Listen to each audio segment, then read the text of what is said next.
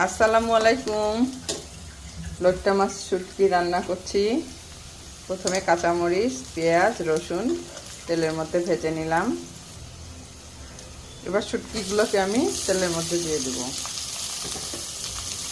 শুটকিগুলো আমি আগে একবার সামান্য ভেজে পানিতে ভালোভাবে ধুয়ে নিয়েছি। এবার আবার তেলে একটু ভেজে নেব। এভাবে রান্না করলে শুটকির বাজে গন্ধটা থাকে না। শুটকি ভুনাতে আমি একটু তেজপাতা, গরম মশলা দিয়েছি। অনেকে দেয় না। এবার দিয়ে দিলাম আদা, রসুন, জিরা বাটা, শুকনো মরিচের গুঁড়া, হলুদ গুঁড়া, দিয়ে দিলাম পানি।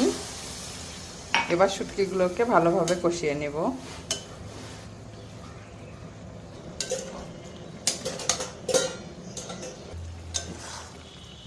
এভাবে লোট্টা মাছ শুটকি রান্না করবেন, খেয়ে দেখবেন, অনেক মজা লাগে। ভালোভাবে কষিয়ে নিয়ে আমি একটু পানি দিলাম।